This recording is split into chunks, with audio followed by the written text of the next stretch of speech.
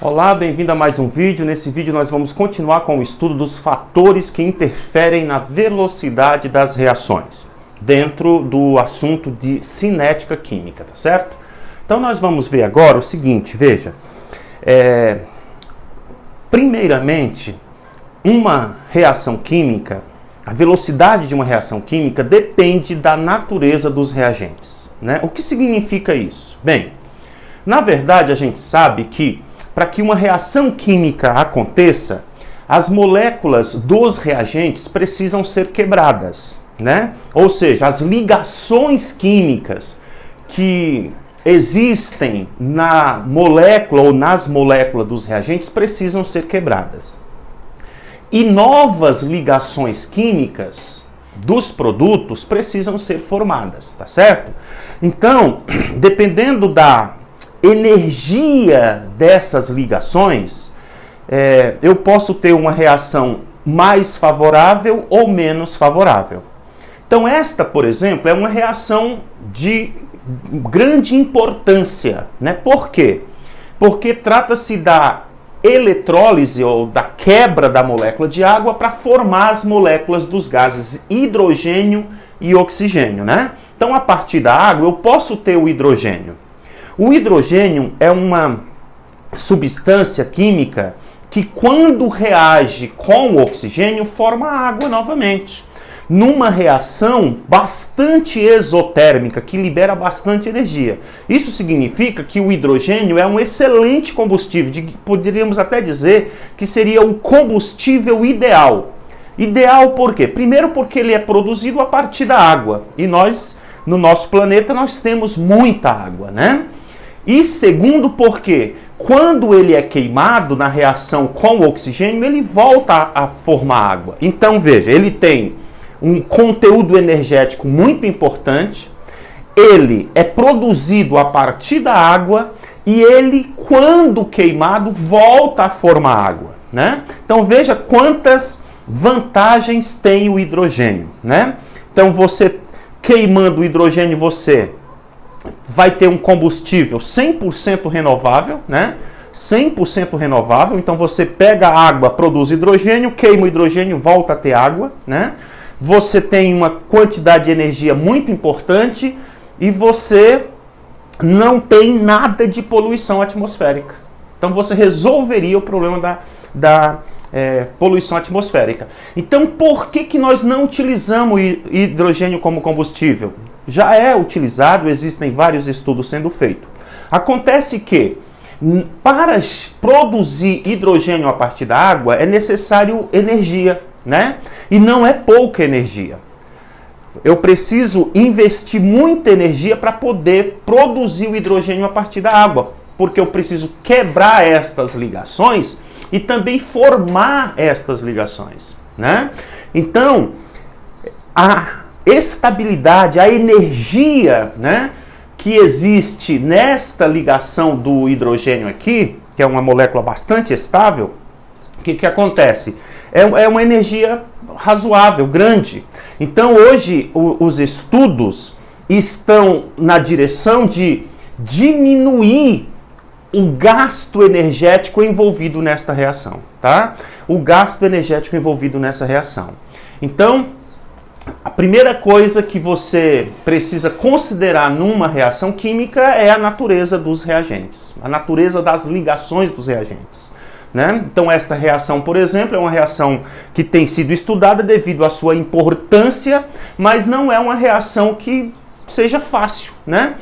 Esta reação de formação do hidrogênio envolve muita energia, né? E se eu gastar mais para produzir o combustível, se eu gastar mais energia para produzir o combustível do que a energia que eu vou ter depois com a queima do combustível, não adianta. Se eu gastar mais dinheiro no processo de produção do combustível, então não vale, né? Então hoje o hidrogênio é um combustível muito caro ainda, né? Então os químicos estão estudando para diminuir essa energia necessária na produção do hidrogênio, tá certo?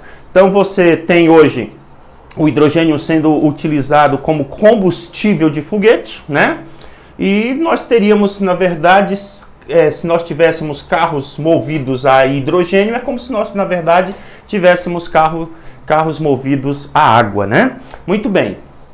Então, a natureza dos reagentes é muito importante ser considerado nesse primeiro momento aí, né? Outra coisa importante aqui que eu não destaquei, que é importante destacar, é que a reação para a produção, a reação de queima do hidrogênio é uma reação explosiva, né? É uma reação difícil de ser controlada.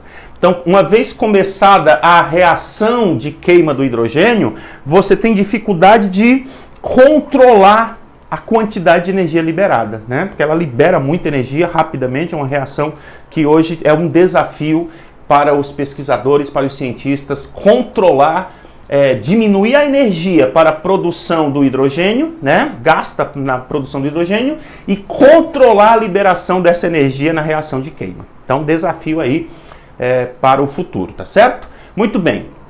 Outra coisa importante que a gente ouve falar, né, mas não entende muito bem como que funciona, são os venenos, né? Os venenos, eles interferem na velocidade das reações. Eles podem diminuir a velocidade de uma reação ou até parar a velocidade da reação completamente. Por quê? Porque o veneno, ele diminui ou anula a ação de um catalisador. Então, determinadas reações químicas só vão acontecer na presença de catalisador. Ou, pelo menos, só vão acontecer numa velocidade que a torne viável na presença do catalisador. Então, se eu adiciono um veneno para aquela reação, ou se por acidente, enfim, se um veneno entra no sistema, né, em contato ali com os reagentes e com o catalisador, você atrapalha o processo, né? Então, venenos são substâncias químicas que anulam a ação do catalisador. E este é justamente o efeito dos venenos no conceito comum, né? Porque no conceito comum, veneno é algo que pode levar você a adoecer ou até a morrer. Por quê? Porque as reações biológicas que ocorrem no nosso metabolismo são reações catalisadas por enzimas, né? Que são os catalisadores biológicos. Então, o que faz um veneno? Ele anula a ação do catalisador. E uma reação, e nas reações do nosso organismo que ocorrem numa velocidade extraordinária, você anulando a ação das enzimas, a reação para. E parando uma reação, é uma cascata, né? É uma cascata. Quando a gente estuda o metabolismo, a gente vê que uma reação depende de outra, que desencadeia uma terceira, e assim sucessivamente. Então, se você interrompe uma determinada reação fundamental no teu organismo, o teu organismo entra em colapso, tá certo? Então, os venenos, eles anulam a ação dos catalisadores, ok? Muito bem. Veja, nós também temos os ativadores de catalisador. O que é um ativador de catalisador? Um ativador de catalisador, ele melhora a ação do catalisador, ao contrário do veneno, né?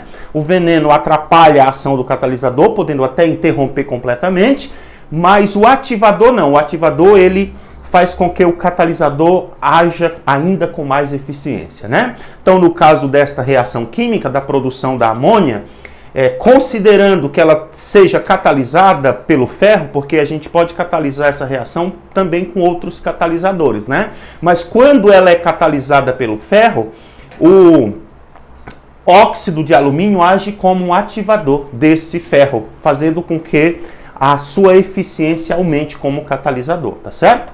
Então, os ativadores de catalisador facilitam a ação do catalisador. Alguns medicamentos que são utilizados, eles agem dessa maneira também, melhorando a ação das enzimas que facilitam determinadas reações no nosso organismo. Nós poderíamos considerar como ativadores de catalisador. Portanto, os alunos que pretendem fazer aí medicina, né? Isso não deixa de ser um assunto muito interessante para eles, tá certo? Muito bem. Nós também ainda temos os inibidores, né? Os inibidores, eles são chamados na indústria, especialmente na indústria de alimentos, de conservantes. Veja, os inibidores, eles não agem sobre os catalisadores. Os inibidores agem sobre a reação, atrapalhando a reação, né? Então as reações, por exemplo, de oxidação dos alimentos, a reação de deteriorização dos alimentos, aquelas reações indesejáveis que vão mudar o aspecto, que vão mudar a cor, que vão mudar o sabor dos alimentos, né? Causado por micróbios, causado por ação do ar, causado pela ação da luz, né? Então, os inibidores, eles são conservantes, a gente chama, né? Porque eles vão aumentar a vida útil do alimento, impedindo que aquelas reações indesejáveis que ocorram nos alimentos, elas sejam retardadas, né? Então nós temos uma série de conservantes. Os conservantes químicos, eles são, de uma forma geral, mal vistos, né? Mal vistos. As pessoas acham que os conservantes, todos eles fazem mal, mas não é bem assim, né? Não é bem assim. Primeiro que quem faz o veneno é a dose, né? Já dizia aí o pai da medicina, considerado por alguns o Paracelso, né? O que faz a dose, o que faz o veneno é a dose, né? Essa frase também é atribuída a outra pessoa. No entanto, veja, por isso que os órgãos de vigilância, né, sanitária do Ministério da Agricultura, dependendo do alimento, controlam a quantidade desses conservantes em cada tipo de alimento. Então controla as doses, controla os teores. Aí faz-se muito importante a presença dos químicos responsáveis pelos processos nas indústrias de alimento, para que eles garantam que a quantidade desses conservante seja colocado ali na quantidade certa, né? Não seja colocado a mais. Mas nós temos conservantes, por exemplo, que não têm problemas, não trazem problema para a saúde. E a gente usa às vezes até em casa. Então, se você já fez aí uma torta de maçã, o que a sua mãe faz, né? Ou você mesmo faz? Você corta a maçã, e se você deixar ela exposta às condições ambientes de luz e de ar, ela vai oxidar, ela vai escurecer. O que a gente faz para evitar que a maçã escureça? A gente coloca ali suco de limão. E o que acontece? Ela conserva. Por quê? Porque no suco de limão tem ácido ascórbico, que é a vitamina C. A vitamina C é um conservante, ela vai inibir determinadas reações de oxidação em alguns alimentos. E o ácido ascórbico é bastante utilizado como conservante em alguns alimentos, sucos, geleias e etc. Tá certo? Eu espero que você tenha gostado desse assunto, é um assunto realmente bacana, interessante. E se você gostou, deixa aí o seu like, se inscreva no canal. Até o próximo vídeo. Um grande abraço para você.